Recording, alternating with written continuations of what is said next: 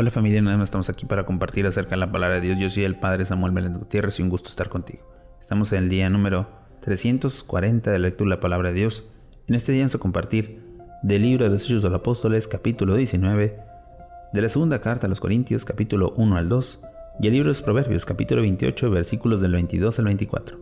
Vamos a preparar nuestra sala de escritura para contener la lectura de la palabra de Dios. También vamos a preparar nuestro corazón. En el nombre del Padre, y del Hijo, y del Espíritu Santo. Amén. Del libro de los Hechos de los Apóstoles, capítulo 19. Nuevo Pentecostés en Éfeso. Mientras Apolo estaba en Corinto, Pablo llegó a Éfeso. Después de haber recorrido las regiones montañosas, allí encontró a algunos discípulos, a quienes preguntó: ¿han recibido el Espíritu Santo al aceptar la fe? Ellos respondieron: ni siquiera hemos oído que existía un Espíritu Santo. Y él les dijo: pues, ¿qué bautismo han recibido? Ellos respondieron: el bautismo de Juan. Pablo le dijo: Juan Bautista, para que se convirtieran, decidieron el pueblo que creyeran en el que había venir después de él, es decir, Jesús. Cuando oyeron esto, se bautizaron en el nombre de Jesús, el Señor. Entonces Pablo les impuso las manos y el Espíritu Santo vino sobre ellos y comenzaron a hablar en lenguas y a profetizar. Eran unos 12 hombres en total. Pablo en Éfeso. Durante 3 meses Pablo estuvo asistiendo a la sinagoga. Ahí hablaban del reino de Dios con gran valentía, convenciendo a los que discutían con él. Pero como algunos se resistían, se negaron a creer y hablaban mal del camino cristiano delante de los demás. Pablo se apartó de ellos, formó entonces un grupo aparte con los discípulos y se puso a predicar todos los días en la escuela de Tirano. Así estuvo 2 años, de modo que todos los habitantes de la provincia de Asia, tanto judíos como paganos, pudieron escuchar la palabra del Señor. Dios realizaba a través de Pablo milagros extraordinarios, hasta el punto en que, con solo aplicar a los enfermos los pañuelos y otras prendas que había tocado su cuerpo, se alejaban de ellos las enfermedades y salían los malos espíritus. Un exorcista judío itinerantes intentaron invocar también ellos el nombre de Jesús y el Señor sobre los que tenían malos espíritus. Decían: por Jesús, a quien Pablo predica, les ordeno salir. Los que así actuaban eran 7 hijos de un sacerdote judío llamado Escevas. Pero el espíritu malo les contestó: conozco a Jesús y sé quién es Pablo, pero ustedes, ¿quiénes son? Entonces el hombre poseído por el espíritu malo se arrojó sobre ellos, agarró a uno y a otro y los sacudió de tal forma que tuvieron que huir de aquella casa desnudos y maltrechos. El hecho se divulgó entre todos los habitantes de Éfeso, judíos y griegos. Un gran temor se apoderó de todos ellos y creció el respeto hacia el nombre de Jesús, el Señor.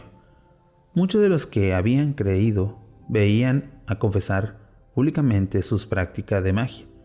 Y bastantes de los que habían ejercido la magia traían sus libros y los quemaban delante de todos.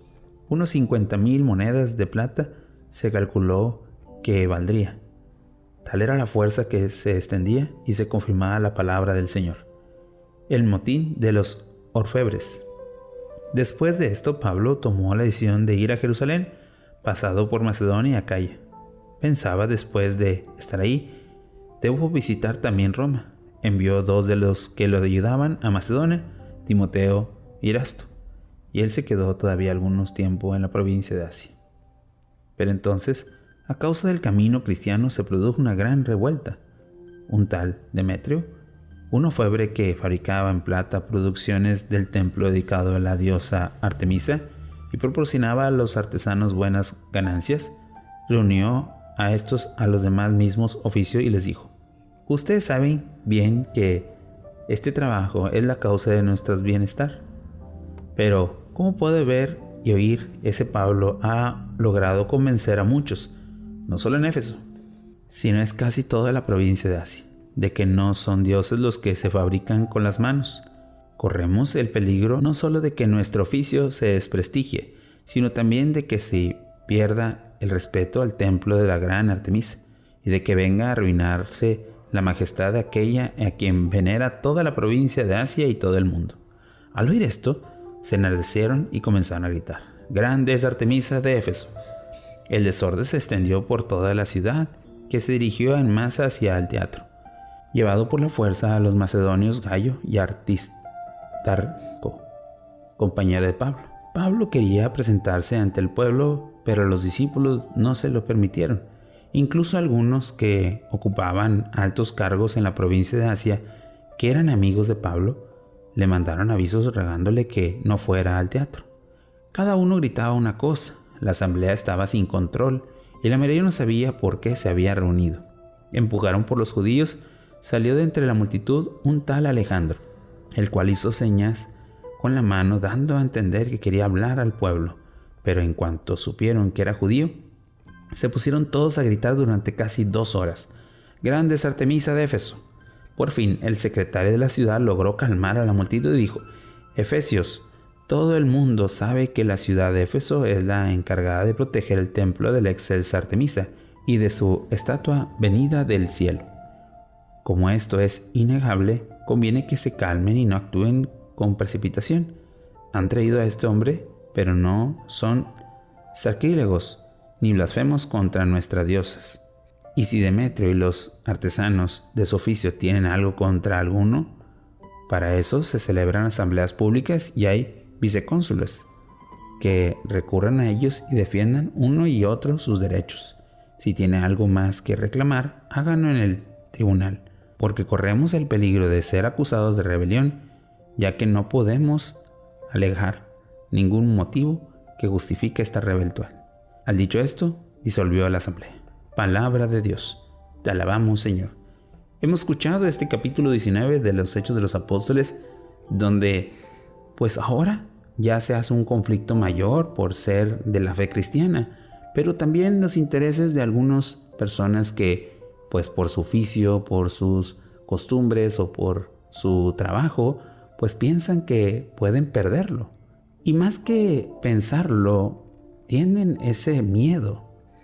Pero es importante que nosotros tengamos la firmeza de que nuestra fe no se basa con objetos, sino se basa por la fe de Cristo. Y por ello que Dios siempre dispondrá el Espíritu Santo a todos nosotros que creamos. Meditemos un poco la palabra de Dios.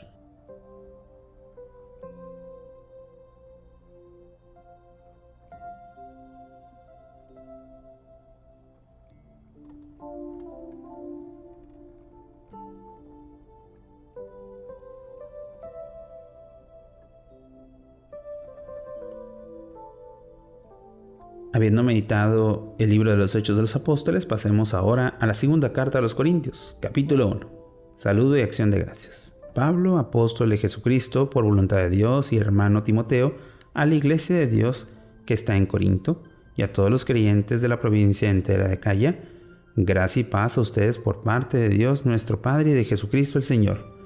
Bendito sea Dios, Padre de nuestro Señor Jesucristo, Padre misericordioso y Dios de todo lo consuelo. Él es el que nos conforta con todos nuestros sufrimientos para que, gracias al consuelo que recibimos de Dios, podamos nosotros confortar a los que sufren. Porque si es cierto que abundan en nosotros los padecimientos de Cristo, no es menos cierto que Cristo nos llena de consuelo. Si tenemos que sufrir para que ustedes reciban consuelo y salvación, si somos consolados es para que también ustedes reciban consuelo y soporten los mismos sufrimientos que nosotros padecemos. Y lo que esperamos para ustedes tiene un firme fundamento, pues sabemos que si comportamos nuestro sufrimiento, compartiremos también nuestro consuelo. Pues no queremos que ignoren, hermanos, los sufrimientos que hemos pasado en la provincia de Asia. No vivimos agobiados tal por encima de nuestra fuerza, que hasta pedimos la esperanza de seguir viviendo. Incluso llegamos a sentirnos inevitablemente sentenciados a muerte, pero así aprendimos a no confiar en nosotros mismos, sino en Dios, que resucita a los muertos. El que no libró de este peligro de muerte nos seguirá librando. Nos librará realmente aquel a quien hemos puesto la esperanza. Ustedes, por su parte, nos ayudará con su oración para que la gracia de Dios obtenida por intercesión de muchos sirva para que muchos den gracias a Dios por nuestra causa. Pablo cambió sus planes de viaje, porque si de Algo estamos orgullosos de que no, nuestra conciencia nos asegura que no hemos comportado de tal lugar, y especialmente entre ustedes, con la sencillez y sinceridad que Dios nos ha dado. Es decir, que nuestros comportamientos han sido fruto de la gracia de Dios y nos da la sabiduría humana. En la carta que les hemos escrito no hay, pues, segunda intenciones, y espero que comprendan totalmente lo que ya han comprendido en la parte, a saber, que el día en que se manifestó nuestro Señor Jesucristo seremos para ustedes motivo de orgullo, y ustedes lo serán para nosotros. Convencido de esto, tenía en proyecto visitarlos en primer lugar para hacerles así el regalo de un doble encuentro. Pasaría en efecto por Corinto hacia Macedonia y desde Macedonia regresaría a Corinto, para que ustedes me ayudaran a proseguir el viaje a Judea. Al proponerme esto, obré con ligereza. ¿Creen que me lo propuse por motivos humanos para poder decir así o no según mi conveniencia? Dios es testigo que nuestras palabras no son hoy sí y mañana no, como tampoco Jesucristo, el Hijo de Dios, a quien lo hemos anunciado Silvano, Timoteo y yo, ha sido un sí y un no. En el todo ha sido sí, pues todas las promesas de Dios se han cumplido con él. Por eso el amén con que glorificamos a Dios lo decimos por medio de él. Es Dios quien nosotros y a ustedes nos fortalece en Cristo, el que no ha ungido. Nos ha marcado con un sello y nos ha dado espíritu como garantía de salvación. Motivo de cambio de planes.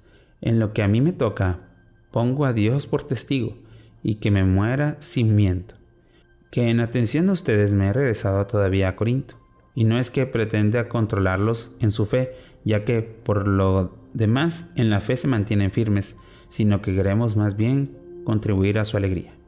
Capítulo 2.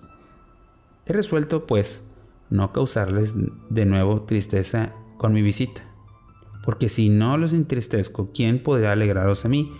Tendría que alegrarme al mismo que me entristece por mi causa, y les escribo lo que les escribo. Fue para que a mi llegada no me causaran tristeza precisamente quienes deben arreglarme, convencido como estoy con lo que a ustedes se refiere, de que mi alegría es también la de todos ustedes. Les escribí en efecto con aflicción y angustia de corazón y con muchas lágrimas, no para que entristezcan, sino para que sepan el amor tan grande que les tengo. Perdón por el ofensor, y si alguno me ha entristecido, no ha sido solo a mí, sino en cierto modo, aunque sin exagerar, también a ustedes. Ya es bastante para que ese hombre el castigo que le ha impuesto la mayoría. Ahora deben perdonarlo y animarlo para que no lo agobie el exceso de tristeza. Por eso les ruego que muestren pruebas de amor. Para eso precisamente les escribí, para poder a prueba su virtud y saber si son obedientes del todo. En realidad, quien tiene el perdón de ustedes tiene también el mío, pues lo que yo he perdonado, si es que perdoné algo, ha sido por ustedes con atención a Cristo, para no dejar que Satanás saque en ventaja de esto, pues conocemos bien sus intenciones. Permanencia en Troade. Fui pues a Troade a anunciar el Evangelio de Cristo, y aunque me ofreció una buena ocasión de trabajar por el Señor, no me quedé tranquilo al no encontrar ahí a Tito, mi hermano. Así que me despedí de ellos y partí para Macedonia. Acción de gracias. Gracias sea dada a Dios, que siempre nos hace triunfar en Cristo, y valiéndose de nosotros esparce en todo lugar la fragancia de su conocimiento. Porque nosotros somos para Dios el buen olor de Cristo, tanto entre los que se salvan como entre los que se pierden. Para esto el olor de muerte que lleva a la muerte, para aquellos que olor de vida que lleva a la vida. ¿Y a quién es apto para asemejarse tarea?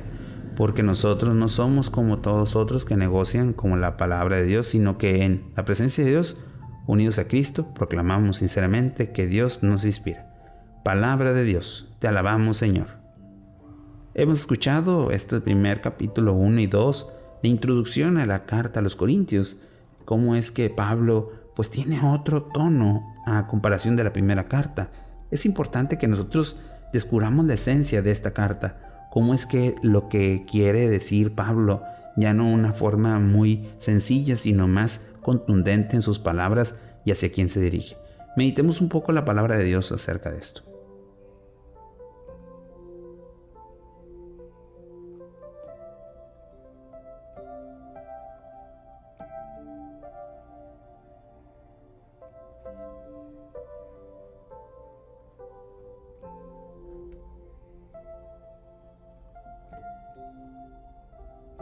Habiendo meditado el libro de la segunda carta a los Corintios, pasemos ahora al libro de los Proverbios, capítulo 28, versículos del 22 al 24.